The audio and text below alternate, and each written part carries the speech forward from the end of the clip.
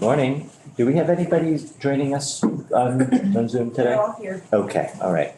Well, good morning, everybody. We'll get started. And this morning, we're going to be spending a little time hearing from folks involved with the Serve, Learn, and Earn Coalition. Today is informally Workforce Day. So we're going to be hearing from a couple of different groups of folks with information on what's happening out there workforce-wise. So why don't we start? Good morning, Breck. Would you like to introduce yourself? Sure, thank you. I'm Breck Knopf. I live in Huntington, Vermont, and I am an executive director of the Vermont Youth Conservation Corps. Great. And I'm going to ask Representative Templeman if he wouldn't mind just starting. We'll go around the table. David Templeman, Orleans 3, Brownington, Barton, and Westmore. Charles Wilson, Caledonia 3, which is Lyndonville, Sheffield, Wheelock, Sutton, and Newark. Henry Pearl, I represent the towns of Danville, Cabot, and Peachum. Jed Lipsky, Lamoille 1, represents Stowe. Rodney Graham, Orange 3, Williamstown, and Chelsea. What was the last one? Chelsea. David Durfee, represent Shaftesbury, Sunderland, and Glastonbury in Bennington County. Esme Cole, Windsor 6, Hartford. Mike Rice, Bennington Rutland District, Danby, Dorset, Landgrove, Mount Tabor, and Peru.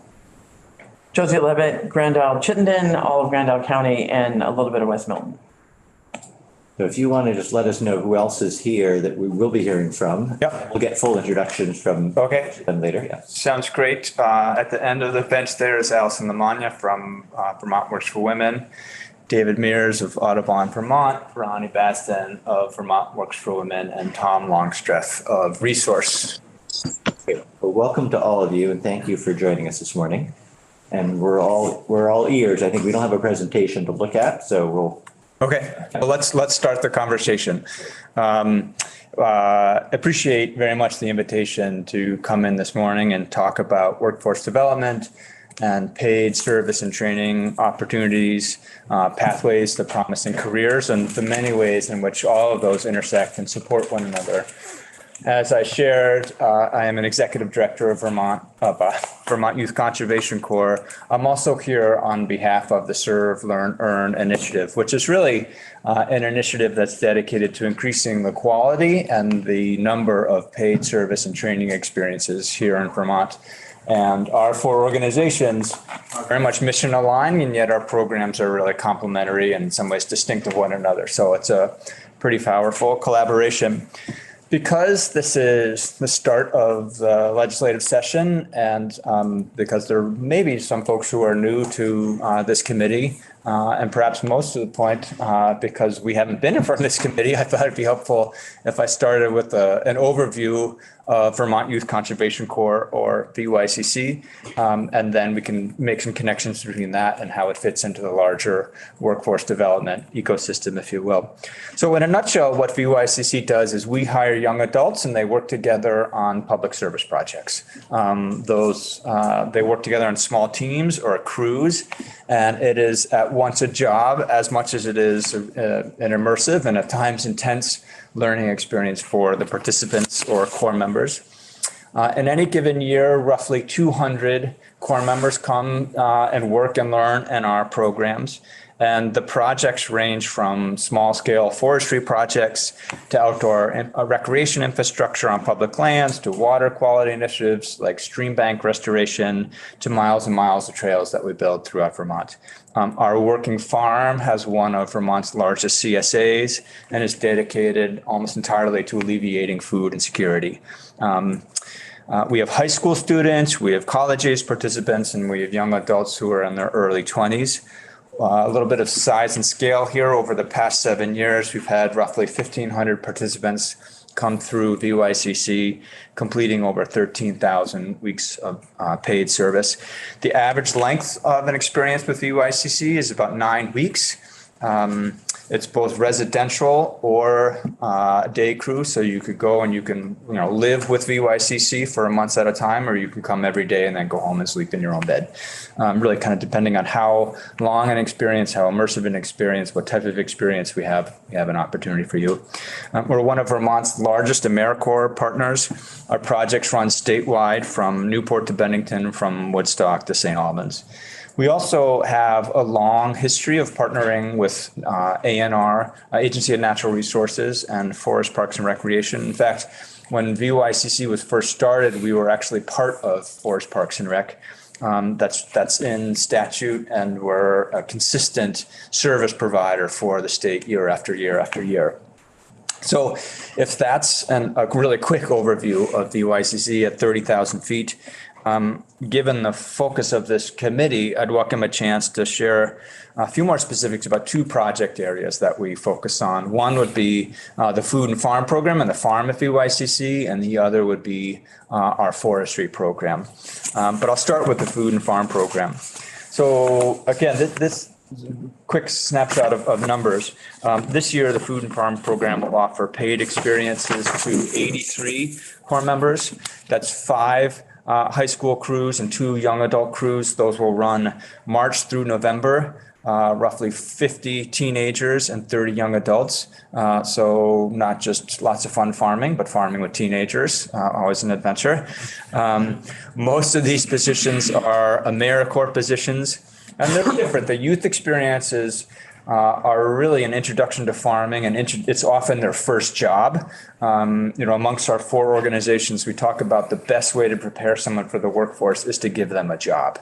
And so if you're 16, 15, 17 years old, and the way in which we can help them be prepared for the workforce is say, hey, come and work for us. And it's not a camp. There are real standards, and if you don't show up on time, you don't do the work, then there's consequences for that.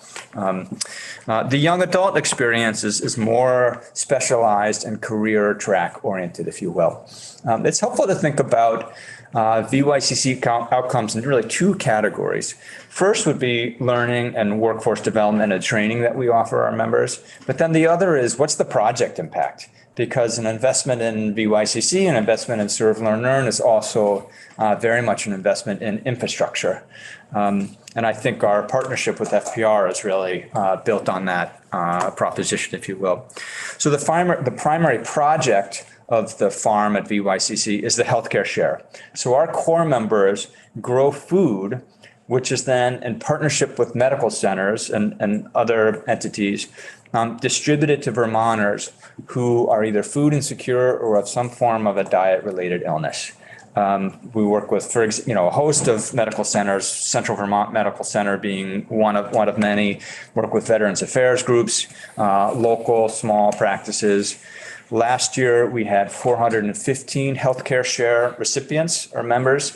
This year, we'll have somewhere between 425, 450 families who are receiving weekly shares of local, fresh, organic produce. We are certified organic, certified real organic, which I think is another distinction of that's important. And that's all grown on our 14-acre diversified vegetable and poultry farm. We also have 8 pigs. Let's see. So the farm at VYCC, it's not just a production farm, but it's also, and this is really what I was talking about with the young adult positions, it's career oriented. So if you're in the way in which we approach helping our Corps members really learn a lot about farming jobs is by having specialized jobs for them while they're at the farm. So someone might work in the propagation house and be responsible for the seed plan for the year, taking those from starts to transplants. Someone might be focused on working with the public and run our farm stand or work at a farmer's market. Some would be responsible for animal husbandry. So really what kind of it depends on what you're interested in, and then we plug them into that specific vocational track. In terms of pathways, we're seeing a lot of our alumni go out and continue to work in the food sector. They'll work on local farms. Some work in food security. So, for example, an alumna worked with Shift Meals. Do you remember that program that came out during COVID? She was responsible for that. The farm to school sector often has VYCC alumni who are in that, NOFA. And then we're also seeing core members continue their education. VYCC folks often go to one of three places after they work with us. They'll go on to another service experience, they'll go on to direct employment, or they'll go on to continued education. And we have a relatively new partnership with CCV and Northern Vermont University, where all of our crew leaders get credit. So this past summer, we had 37 crew leaders. There's crew leaders and then crew members. The leaders are responsible for the members within the crew group. And all of our crew leaders were able to get 12 credits through CCV. And we're seeing folks come into Vermont, realize that they've already, through their time at VYCC, have earned a semester's worth of college credit and then stay in Vermont. I've got a great story about a young core member named Ash who came from Kentucky and is now at Northern Vermont University, which gives me a certain sense of satisfaction that we took her away from Mitch McConnell. Sorry, can't resist. So there's lots more to share. Vermont is really it's just this incredible incubator and laboratory for agricultural innovation. And I think it makes sense that spirit is also in the nonprofit sector, and for VYCC to be able to combine paid service with what I would call Vermont's agricultural exceptionalism is really a fun space to be working, learning, playing in. We also have crews that are not just on our campus in Richmond, but also deployed all throughout Vermont. An example of that is our forestry program. So this is a relatively new initiative, and it came out of conversations with folks like former Commissioner Mike Snyder, who was also a Service Corps alum himself, not a VYCC, but there used to be federal conservation corps, and Mike was part of those.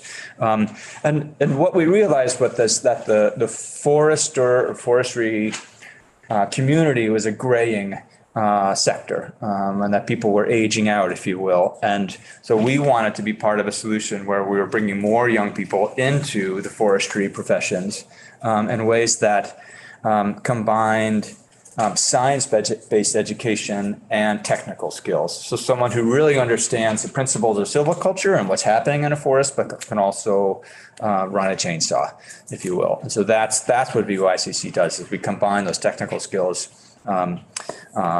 with ecologically sound practices in the forest. Last year, we had 21 crew weeks of forest work, and this year we expect to offer 42 weeks. There's two levels of crews. We have what we call our pro crews. Those are folks who have experience working in conservation corps. Maybe they have some chainsaw experience. And then we have our AmeriCorps crews. And the AmeriCorps crews are really, you don't need to have experience. And almost all of our crews, you don't need to have experience working in conservation, working in agriculture. Again, this is often a first job. So depending on what experience you have, there's an opportunity to plug into our forestry crews. Those crews will run April through October. We'll offer lots of training, which is both workforce development and, frankly, risk management. If you think about the fact that folks are out there running chainsaws, we really put a lot of upfront investment in making sure that they're safe. They do what's called game of logging, which is a kind of a national accredited formalized training experience for sawyers, and there's 4 levels of that. We offer those 4 levels. Lots of different projects this year. An exciting one is our partnership with Women Owning Woodlands, which is really a coalition of different forestry groups supporting women who own woodlands and then helping them manage and learn more about forest land. Project types range from tree planting to invasives removal to crop tree release to wildlife patch cuts. There's really a space in the forestry sector where there's obviously the large scale logging jobs, but then there's smaller, harder to get places where a small BYCC crew can get in there, not have a huge impact on the land, not take away a market sector, and still really be needed and effective within the industry, if you will. There's a range of partners, private, state, federal. For example, we're doing 8 weeks of work down at Marsh Billings Rockefeller National Park. We'll do 7 weeks of hazard tree removal for Forest Parks and Rec. And just like the farm, there's lots of pathways that come out of the forestry program. I'm thinking of a former Corps member who first came to us when she was a teenager, worked as a Corps member, really took a leap then, became a crew leader, worked on our forestry crew a couple of years ago, and is now a sawyer for the U.S. Forest Service. And so we just love it when people come back, when they stay in Vermont and they get the training. And then finally, I don't want to leave without saying that we're doing loads of work for Forest Park and Rec. Of course, both trails and infrastructure work, about 30 weeks of carpenter training. That's mostly in Region 4 of our state parks. That's what we call our park restoration crews, where our crews work alongside some of the carpenters at FPR, and we do infrastructure like lean-tos and cabins and bridges and steps and stairs, all sorts of infrastructure work for the state park. And then about 12 to 16 weeks of trail work. We're really proud of our partnership with Forest Parks and Rec and Agency of Natural Resources. They're great partners, and we think we're good partners for them. So that was a lot. Welcome the chance to hear questions. I think Ronnie's going to come up in just a sec. But just to zoom back a quick moment here, BYCC is part of this broader Serve, Learn, Earn coalition.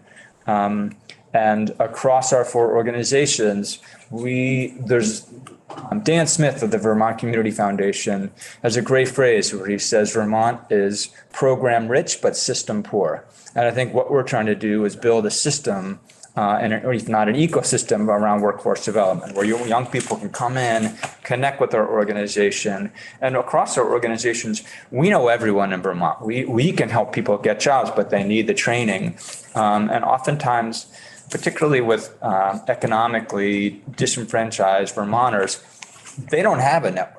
We have the networks, but what we can do is we can provide training, have them be part of a community. The training is all paid, and the fact that the service opportunities are paid is essential because it ensures access. You don't have to pay to participate in our programs. The training is relevant. We're in all corners of the state. And the jobs that we're focused on are where the jobs are in the economy. So it's terrific to be part of. And again, thank you for the invitation to be here. Glad to have you. I think we'll take a couple questions. Yep. I'll start just by asking whether you built a program. Are you finding people coming? Yeah. And you don't have trouble finding? I wouldn't go that far. Recruitment, we're an employer. So recruitment is a challenge. It's when the economy is bad, recruitment's easy. When the economy is doing relatively well, recruitment is hard. And the pandemic was a factor there as well.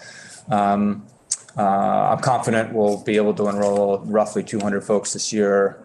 We'll have more applications than we have positions for. And I think one thing we're trying to do is build capacity so that we can offer jobs to all the folks who apply. Crew leaders are the real challenge for us because those need the technical skills and the people skills. Representative Levitt and then Representative Templeman. Just real quick, this is just about my district. What sort of recruiting do you do for Grand Isle County? Where? Grand Isle County? Well, we do lots of recruitment everywhere. So we'll work with anyone from the local high schools to. We don't have any high schools. We'll work with local nonprofits, youth groups. Okay.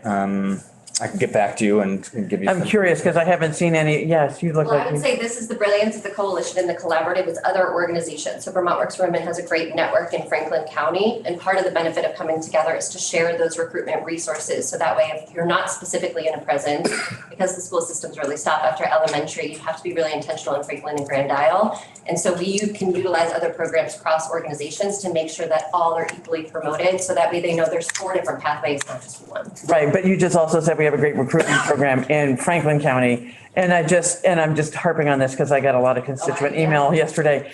There's not a lot happening in Grand Isle County. And I know our youth, our high school kids go to high school off island, but there are still homeschoolers. There's no, I'm just saying this to all of you, there's very little outreach that I see as a select board member in Grand Isle and for running hearing for my constituents that these programs exist. And I think you have a pot of young people who would love this. So come on down. It's a great picture, and I'll also say that those who run our Trailblazer training program, she lives in Grand Isle, and I think can speak to very well what the challenges are, especially for parents to access. Missy Mackin lives in Grand Isle. Oh, cool. And she, Good. yeah, but she speaks a lot about this, and especially when we come to winter training months, and how do they access those equal opportunities when working parents can't necessarily take them to South Burlington for training opportunities. So it is something that's definitely on the radar, and we work really proactively to be intentional about here's one way to do it, but here's a way to offset those costs through a paid training. So you can use that payment towards transportation or to offset childcare costs, whatever that is. Great, okay, good. Thank you. Representative Templeman? The quote you mentioned, program rich system support, who said that? Dan Smith. Okay. And who is Dan Smith? Dan Smith, the president and CEO of the Vermont Community Foundation. Thank you. Yeah. Just because I know we have several more witnesses and not all day, why don't we Pass the mic. pass the mic? Yeah, and at the end, if there's time, we may, have you back or, I could shout in from the peanut gallery. Yeah, but I did, so, yeah. Well, and thank you, and I'll be much more brief, but thank you for the opportunity to speak to your committee today and to stand together with these organizations that our organization is proud to work with. I'm Ronnie Basden. I'm the executive director at Vermont Works for Women. I grew up in Vermont in the Dorset area and really didn't see the opportunities in my state to stay here. So I absolutely left thinking that there were better opportunities other places and quickly ran back about 4 years ago when you realize how great the education system is and how much we just don't know is here that actually is accessible for our youth. So the fact remains that women are underrepresented in the fastest growing industries in our state. That's historical and it's current today, and those statistics are not getting any better. Vermont Works for Women was first established in 1987. Our entire mission has been to raise awareness about trades career opportunities, to provide hard skills training opportunities in those, and to really connect both youth and women to employers and education that can make those pathways more possible. Our Trailblazers Trades Training Program, which is open to 16 plus women and gender expansive individuals.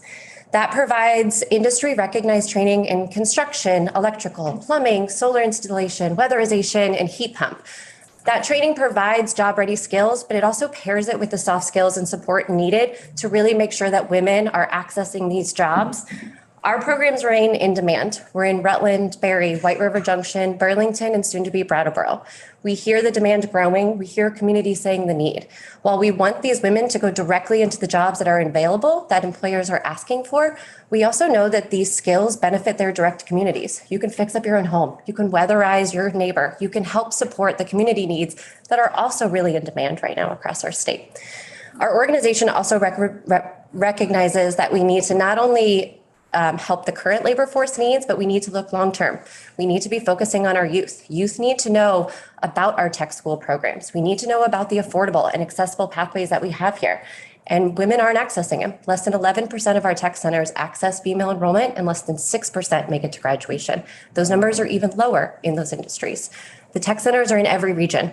They're accessible, they're easy to get to, and they provide quick training, affordable training that can get women directly into them. Our organization works also with these direct tech centers to provide gender equity training so that the environments are motivating. they're challenging, and that we're also providing the representation needed to connect them to employers that are ready to support their career pathways. So Vermont Works for Women is excited to work with youth all the way up to women to make sure that we're providing economically independent pathways and connecting our state's workforce challenges to what's needed today.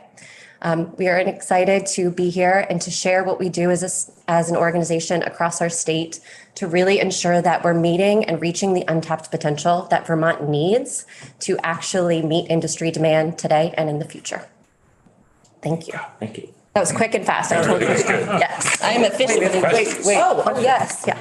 Yeah, and before we ask this, I just wanted to recognize Representative John O'Brien has joined us on Zoom. And Representative O'Brien, if you have questions, I'll try and, do whatever. Representative Cole had a question, I think. Hello. Hello. I'm so excited to have you guys in White River Junction soon at the vocational center. Yes, we are excited to be there. Yeah, thank you. I was listening to the radio the other day, and I was curious if you were aware of the Love of Labor grants, particularly geared toward women from Carhartt. We're a recipient of the Love of Labor. Yes. So we work with Carhartt, and what they do is they provide work ready gear. So we get pants and boots. We also work with Keen that provides boots. I mean, it's a cost that's really expensive for women. So they provide all that. And then they are providing funding support, which allows for these programs to remain free. So yes, we are aware and we utilize all of that. Yes. Representative Levitt. Oh, I just have two things. One, in the interest of full disclosure, Tiffany Bloomley is my sister-in-law. Yes. So I know We a love lot. Tiff. I just had breakfast with her. I have a question for you about Rosie's Girls, Yeah. which you didn't touch on. What's the feeder program from Rosie's Girls into some of your other? I love this question. Rosie's Girls is our middle school geared program. So it focuses on getting tools in hand, making sure girls are exploring these career pathways and putting them in the tech center so that they can actually see what that looks like. Rosie's Girls, we've always had this gap in high school programming. We do run a Women Can Do conference, which is in Randolph at Vermont Tech. That's a one-day exposure where girls come and they do excavators. We work with transportation. We work with BYCC and Resource come out, and they really get hands on the equipment, but it's a one-day exposure. Right. So we're excited this summer. We're actually launching what we're calling right now just Trailblazers Junior. So these are going to be the same hard skills training programs we employ for women, but we're putting it in a high school program. High school is hard to do for programming. They don't want to go to after school. You're competing with jobs and sports. So we're actually paying high schoolers to do it. It'll be a $250 stipend. They'll work with local employers, and they'll actually be earning industry recognized certifications. Wow. Representative Lipsky? Yeah, it's really encouraging. Workforce training, lack of workforce in our state is, along with housing, probably the two biggest crises that are going to affect Vermont's sustainability. Absolutely.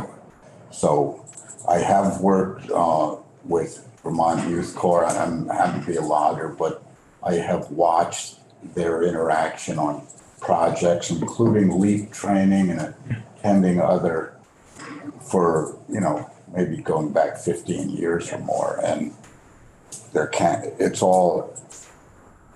it's incredibly exciting to hear how this is sustaining and growing. It's what we need. Yeah. And my question, when you, and Brett, this may be more to you, when you send a crew out, do you get remuneration for the services, whether it's trail building or? Yeah, so we're paid by our project sponsors to complete work. That covers a portion of the costs. It often covers, but it doesn't cover the training expenses that we incur because it's both completing the job, but it's also teaching people. And so it's by nature a bit more expensive. Real quick, I'll bring up a point. You bring up a great fact. Vermont has one of the highest high school graduation rates and one of the lowest in-state college matriculation rates. There is a disconnection between our high school students seeing the opportunities that exist in our state. And our 4 organizations, none of these programs are brand new. They weren't just created 2 years ago. They've been running for decades. And so it's just one more way to provide a pathway. Yes. Right. So it seems a lot of the programs that you're adapting these young women to be in are blue collar positions. Yep. What are the most successful, like post program? What are the fields that have proven to be the most successful directions? Honestly, that's an interesting question, and I wouldn't say there is one. It's based on the employer. How ready and able are they to understand that environments make a difference in retention? Just offering a job isn't going to meet our labor goals. You actually have to build environments that retain employees as well. And so I would say the employers that are willing to recognize and address any concerns that happen, we most see our Trailblazers employers going into the construction industry, agency of transportation, but we have a lot of our participants, because they're women, really actually going into mom and pop, like electrical shops, things like that, where there's one gentleman that's running it who's aging out and needs somebody to take this family business. We see a lot of that.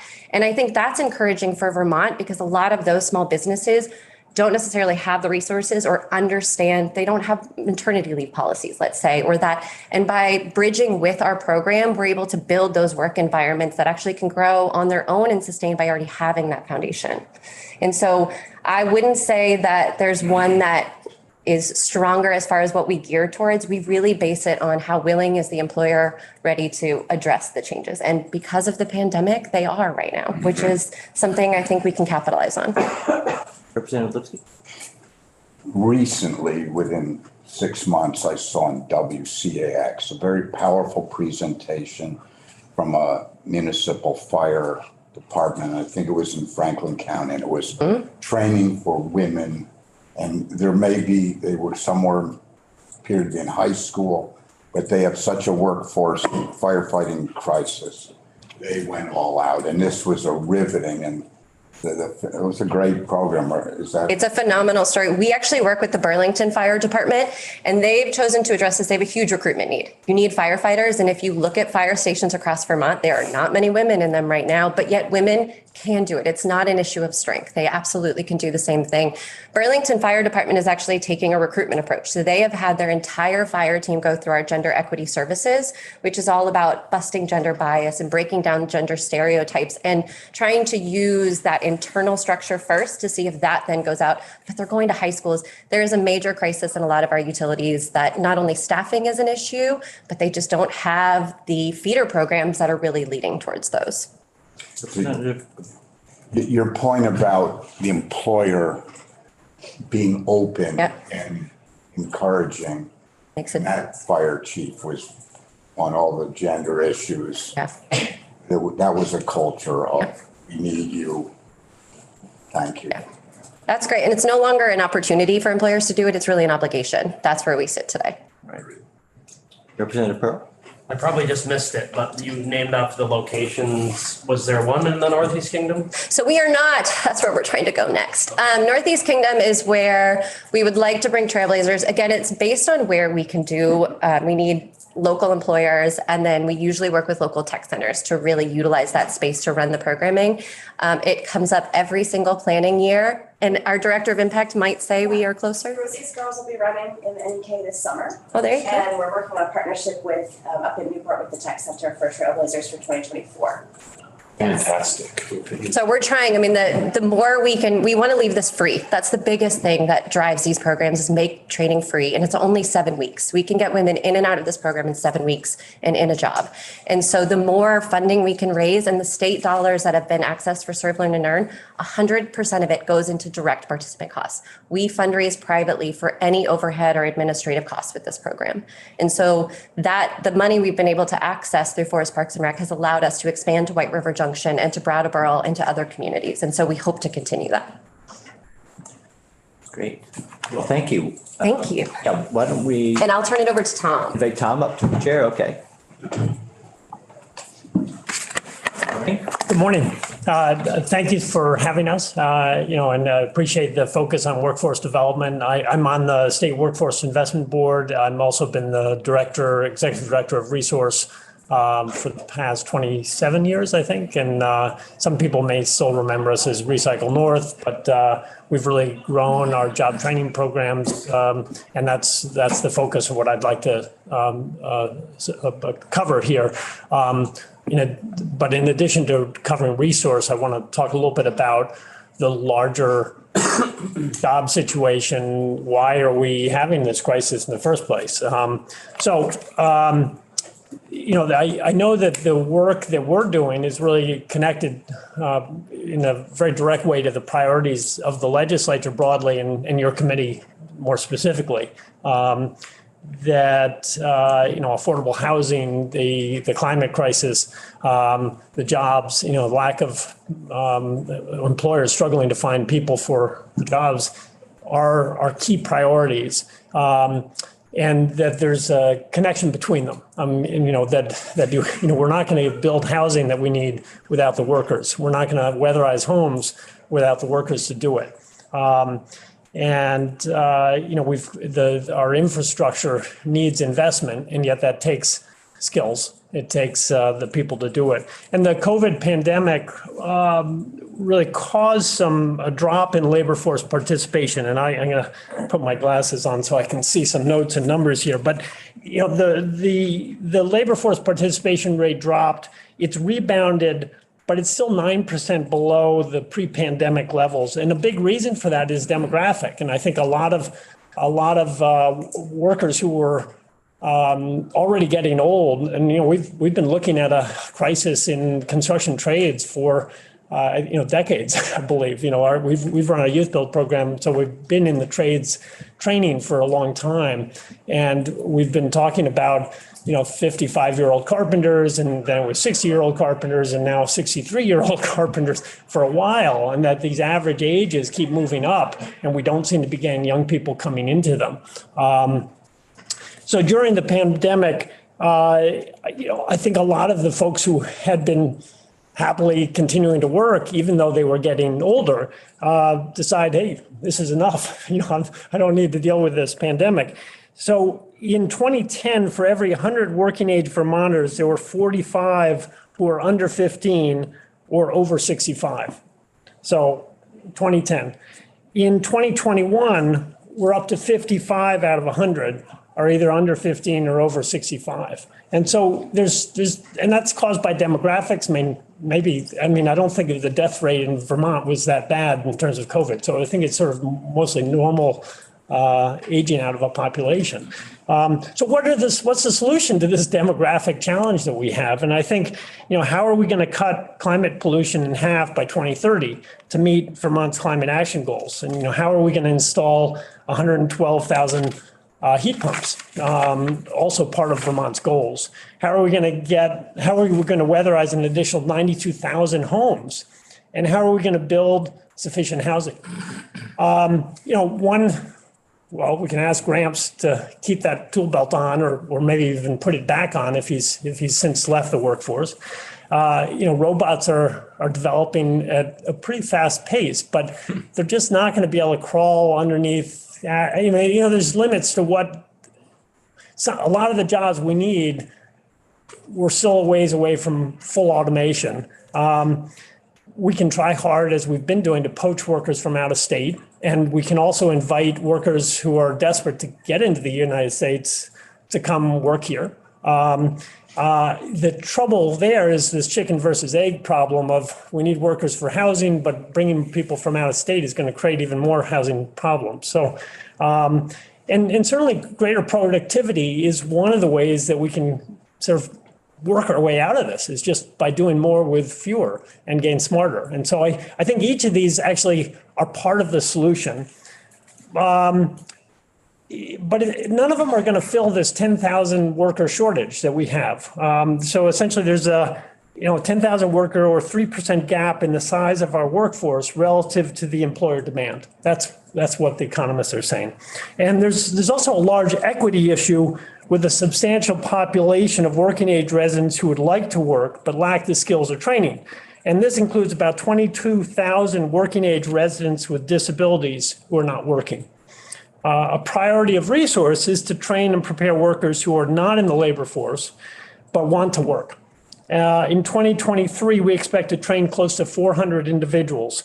And that includes 400 who are in programs that are going directly into jobs, but also work experience programs that are outside of this serve, learn, and earn support that we've gotten from the legislature the last 2 years.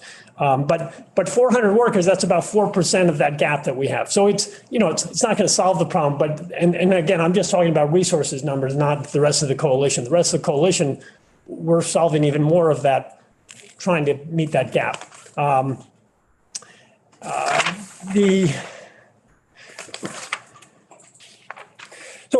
Resource runs programs all across the state. And one of the things that we've been able to do in the last couple of years, partially with support from the legislature, is grow that geographic coverage. So we are in run programs in Newport, down to White River Junction, from Bennington to St. Albans. These programs use our permanent facilities in Burlington, Barry, Hyde Park, and Williston. But we also use borrowed spaces all across the state. And one of the programs we've last 3 years, we've really grown these intensives that are in Construction 101, Weatherization 101, HVAC, and Logistics. And we're actually working to expand a 5th intensive right now. By design, those programs are really going to go to where the workers are, go to where employers have significant needs. So we will go to Grand Isle. We haven't yet, but we've been to St. Albans, we've been to Newport, we've been to St. Johnsbury, we've been into Brattleboro, Springfield, St. Albans. I may have said that, but anyway, we have a pretty good coverage, and we're trying to grow that. We'll run in 20 intensives this year. All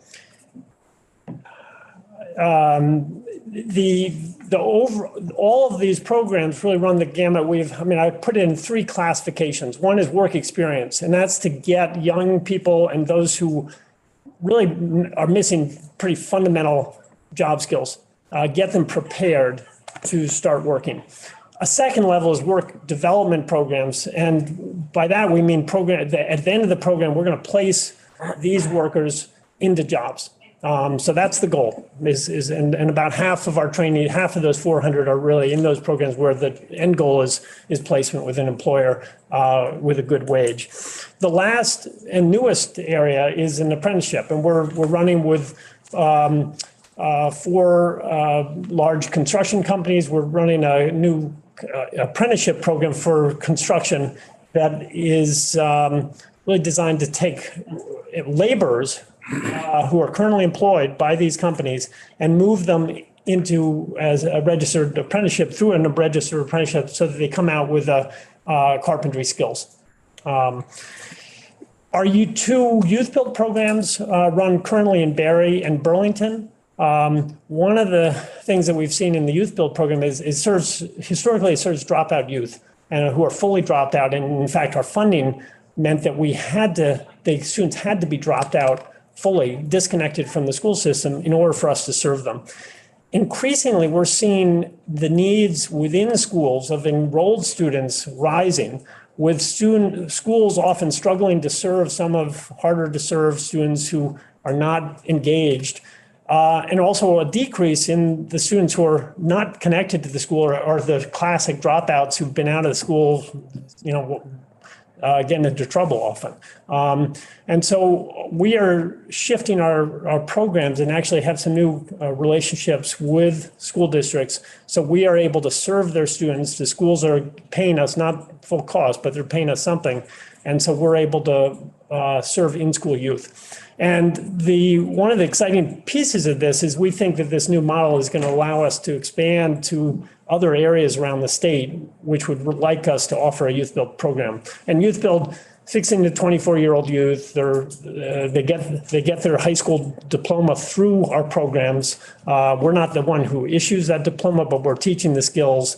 And then half the time is spent building affordable housing, weatherizing homes, doing other priority community projects and public buildings, that type of work. So it's service, it's learning skills, and it's advancing into a career.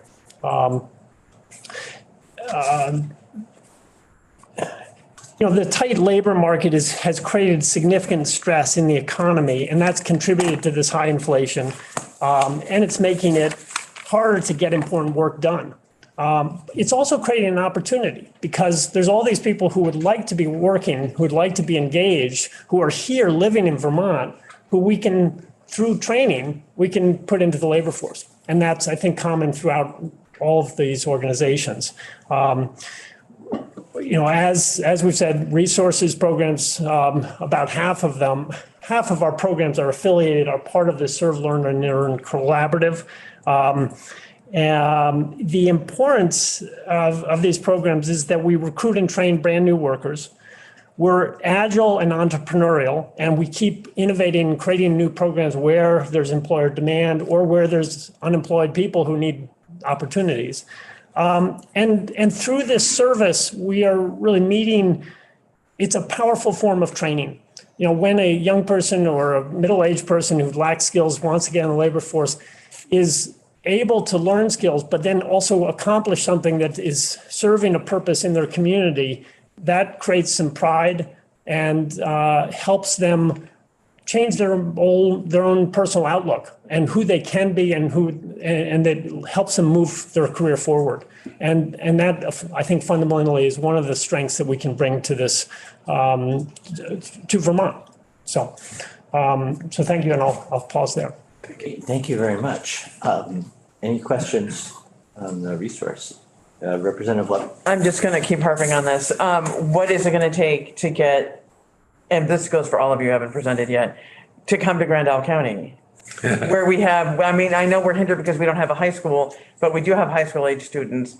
We have a significant number of unemployed people.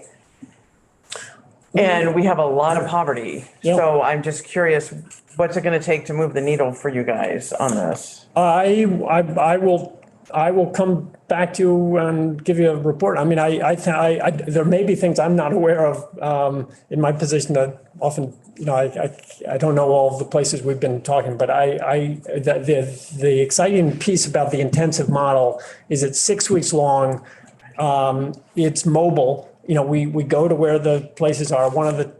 We have often used technical centers as a base of operations, but we've also used other nonprofit borrowed spaces, wherever we can get it, someone's empty barn, depending on the season, often we can be outdoors in a tent, that we can, carpenters need to know how to operate outdoors. So we are very mobile in what we do. And we're really trying to move around the state. So if there's a group of employers who are hungry for workers, who are from Grand Isle, and there's a population that we can recruit, we're ready to go do that. We have good partnerships with Hireability, for example, and we'll chat a little bit with Hireability about the priority areas that they are focused on. But I'd love to connect with who are the partners who are in Grand Isle who would help us. Part of the problem with Grand Isle is we don't have much. So that's part of an issue, but there is a need. Yeah. Well, that'd be great. Little squeaky wheel gets the grease, so to speak, and we're be careful what you say. We're squeaky too. I think we can take it as read that we're all squeaky. Yeah. Thank you. I think we'll move on to our last guest this morning, just to stay on schedule or not to get too far off schedule. So, yeah.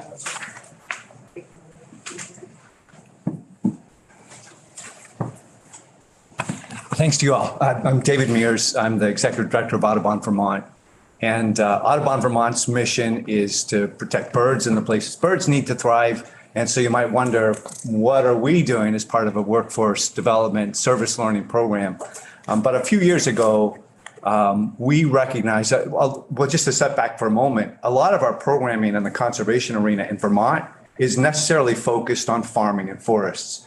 The opportunities to protect birds and biodiversity in the state are dependent upon protecting our open lands, which is dependent in a state that has 75+% of the land in private ownership that are in working land status, means working with those landowners to help them manage them in ways that are good for habitat and biodiversity.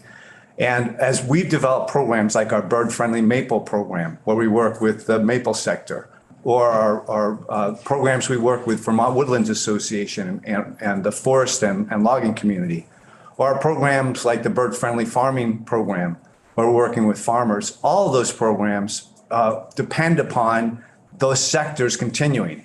Vermont's beautiful open vistas and landscape and all the natural beauty and all that comes with that depends upon a vibrant rural working lands economy. And as you all know, that's under great stress and strain. So a few years ago, as we were looking at two different challenges that we were facing. One was that our educational programs stopped at middle school, and we were trying to figure out how to provide better service to young people and young adults. And secondly, as we were working with the employers and the landowners who were facing this desperate need on workforce, we realized that was a place where we could step into and provide some value. So as we did that, we knew we were starting from scratch with a workforce service learning program. We turned to the experts. So we started with Vermont Youth Conservation Corps, and thanks to Brecht's leadership, that's expanded to include Vermont Works for Women and Resource. And we actually would love to continue to grow this program over time to include other service learning programs. When you look at state funding, state programs, there is a gap. There's a real gap in the kind of before you get to apprenticeship, before you get to job placement, and after you leave the Vermont Tech Centers, what's in between? What works with young people to help them get ready to be in professional life? And one of the challenges that they face is, particularly in underserved communities, is they don't have basic training about how to get to work on time, how to do a resume, how to do a job interview, the networks, I think that Brecht mentioned. Those are all things that these groups have developed over years, and Audubon Vermont is now developing ourselves with their support. So a couple of things I want to just mostly focus on this partnership and why we're in front of this committee. We've talked, I think you can see the connections between the jurisdiction that you have over forests and farms with the work that we're doing and the workforce development. But some of the things that may not be obvious are some of the things that are required to run service learning programs. All of our organizations have to do recruitment. All of our organizations are running networks and have employer relationships, and we do job placement. We have a whole set of different kinds of trainings that we provide. What our goal is to take all of that and begin to consolidate that and become more effective. The job be more efficient because we don't all have to have the same program, or the relationship we have with AmeriCorps is another example in Serve Vermont. There's efficiencies to be found by our working together. And there's also these amazing synergies. We want to recruit in the environmental community, folks that are going into logging, and that we'll develop a conservation mindset. And we want to produce conservation leaders that appreciate the importance of working lands in our state. So there's ways in which Audubon Vermont benefits from these relationships, and each of these organizations have relationships among each other. One example of a really wonderful collaboration has been between BYCC and Audubon on their forester crews. We help train their crews. We help identify landowners that need their work. That's not commercially viable work, but it's really important for biodiversity. And so we have those benefits. The other thing that we do that's of benefit, and part of the reason that we've been so grateful for the state funding for the last several years, has been we also are able to leverage private philanthropic dollars. We were running all these programs before we received state funding I guess now would be our third year.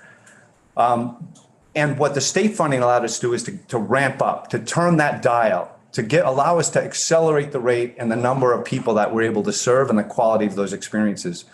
And one of the challenges that we're now facing is that we're not in the base budget. We've received for the last 2 years an order of 1.8 million. It flows to Forest Parks and Recreation, who then, because of their relationship with VYCC, has a long-standing fiscal relationship that's trusted. There's accountability for how the funds are spent within that relationship. So that money has flowed through VYCC, then is shared with our groups. We've used that money to add the positions that we're able to provide. So we're providing paid employment with those state dollars to young people. And then you get the double benefit of they're actually providing service, public service programs. One of the goals that we have and ask for this committee to consider whenever it comes time, we're happy to come back and talk more about it. But when you're asked to make recommendations to your colleagues in the Appropriations Committee, we're hopeful that you would be willing to support putting us not only in the budget, but in the base budget. so that this becomes part of the state of Vermont's commitment and investment in the system of workforce development. It fills an important gap with an existing institutional relationship that we think is reliable, dependable, and produces results at an important moment in time. So I'm happy to answer questions, as I know my colleagues are. Thank you very much. We'll take questions if we have them for a few minutes. We are running a little bit late. Representative O'Brien, I haven't forgotten about you if you're still with us and have a question, or anyone here in person. Representative Templeman. So I'm assuming that you're performing as the Audubon Society wildlife restoration projects and critical habitat zones. I think you did one near me. I'm on the Willoughby River or Lords Brook. I think at the base of my property, you bought some properties, I joined them, and I did a restoration in the riparian. So is this work being done by these guys, by their workforce? And Increasingly, I mean, not always, but that's one of the goals of this partnership, is that we'll have more of those types of opportunities. That is a wonderful workforce area in Vermont. There actually are very few people that are skilled at doing ecological restoration work. We need more people and more consulting firms. They're in great demand. If you wanted to get a good paying job on the environmental field, doing that work is a great opportunity. So we actually would love to do more of those in partnership with the YCC and the other organizations. Representative Lipsky. David, I've been to many LEAP trainings and other type of trainings, but more for the broader committee's knowledge. One I went to this spring, it's on forest ecology, but it was very focused on warbler and thrush. Well, the average logger doesn't know, and the average citizen doesn't know, and the average landowner doesn't know, is different critical birds nest, or their habitat may be at different vertical elevations toward the ground, middle level, and then near ground. And I was pleased that the state of Vermont, which is part of Forest Parks and Record, recognized that all of these critical sort of ecological considerations have to be practiced for responsible forest management. And the other one I volunteer was Land Trust and Stowe and did this Katy Hill Forest. Oh, yes. You have an ornithologist that's associated with you. I think his name is Stephen. Steve Hagenbu, yes. He and I went out and did I have different areas of expertise, and I did a tour on forest ecology and succession stuff, but I went on his. And you needed earplugs. This man found more sound and identification minutes before he located. That guy was spectacular. Send him around. Thank you. I'll tell him like a birder. Can I close with a story? Because it'll take just a quick moment. I've got lots of favorite BYCC moments, but one is in the woods with Steve. And he was talking about, again, the principles of silviculture. Why does this forest look like it looks? What do we need to do to make sure it's as healthy as possible? And all of our core members were there as part of a chainsaw safety training course. So they were learning how to cut a tree down. At the same time, they were learning which trees to cut down, why to cut those, why those, not others.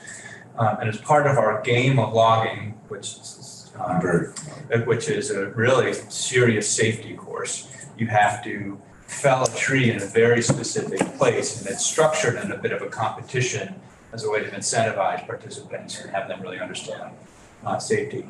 And Sybil, the core member who I referenced before, she and I were talking. She then volunteered. She felled this tree and it went exactly where it was supposed to go. And Steve, I, and all the other guys who were standing around were just, it was a great moment. So I have a lot of appreciation for Steve, but it's a combination of science and technical skills that David was talking about. I'm going to give Representative O'Brien the last word here, last question.